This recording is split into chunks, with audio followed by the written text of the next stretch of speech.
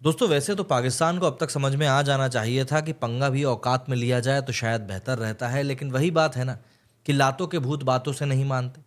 इतनी बड़ी champions trophy इतना रो धो के लड़ झगड़ के होस्ट करा के एक मैच खेल कर अपने देश में बाहर होने वाली पाकिस्तान की ये टीम अभी भी ये नहीं समझ पा रही है कि ये लोग वाकई में जिससे पंगा लेने की सोच रहे हैं वो इनकी लीग से बाहर का देश है।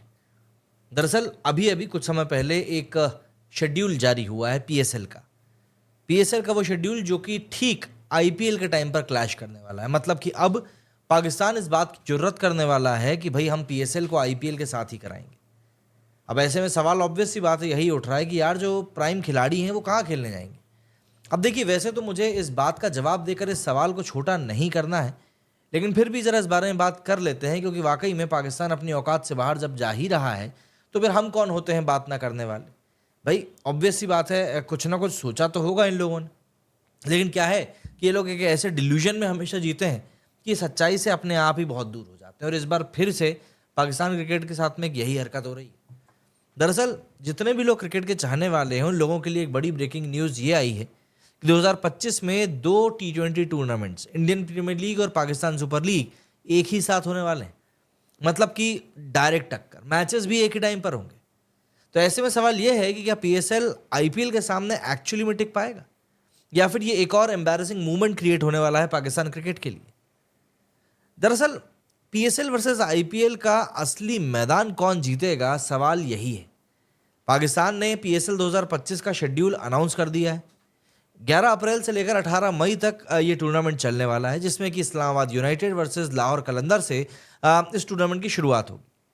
पीसीबी के सीईओ सलमान नासिर का कहना है कि पीएसएल एक हिस्टोरिक 10th एडिशन होने वाला है और इस बार बड़े बड़े इंटरनेशनल क्रिकेटर्स भी यहाँ पर आने वाले हैं। अब इनके लिए बड़े बड़े से मतलब क्या है, डेविड वार्नर, केन विलियमसन ये लोग आएंगे, लेकिन ये वही क्रिकेटर्स हैं जिनको आईपीएल में कोई खरीदार भी नहीं मिला है। यहाँ एक बड़ी प्रॉब्लम और भी है।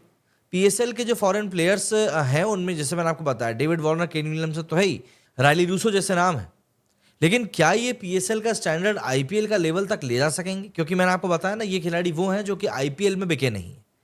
अब देखिए आईपीएल 2025 मार्च 22 से ही स्टार्ट होने वाला है और ये चलने वाला है 25 मई तक।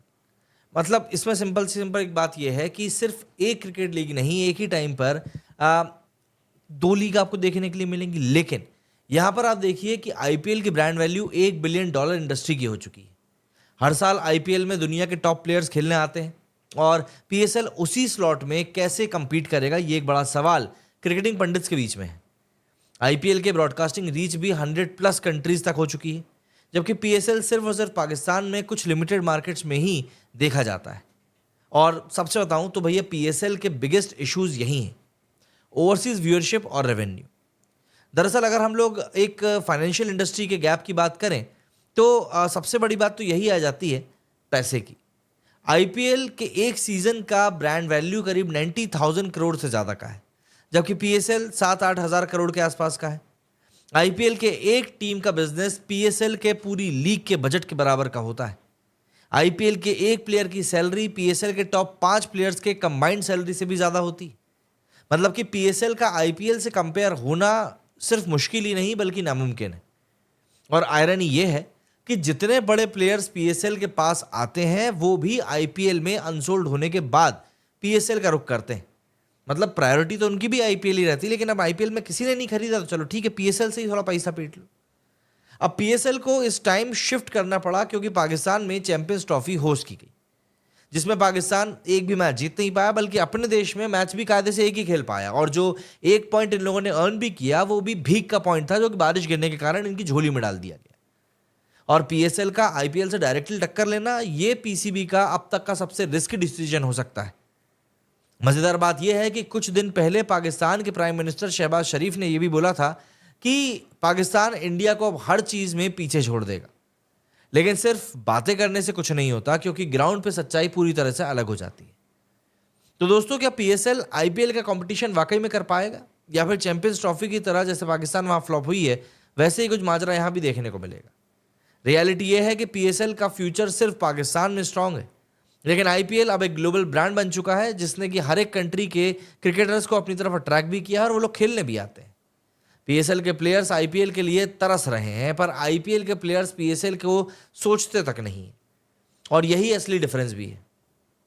आप क्या सोचते हैं, क्या पीएसएल आईपीएल को कभी भी टक्कर दे सकता है, या फिर ये सिर्फ एक ड्रीम ही रह जाएगा? अपना ओपिनियन कमेंट सेक्शन में ज़रूर बताइएगा। और अगर आपको ये वीडियो पसंद आया तो लाइक ज़रूर करिएगा, शेयर ज़रूर करिएगा और चैनल को सब्सक्राइब भी ज़रूर कीजिएगा। मिलते हैं जल्दी एक नेक्स्ट वीडियो में। मेरे स्टूडियो फिलहाल इतना ही। जय हिंद, जय भारत।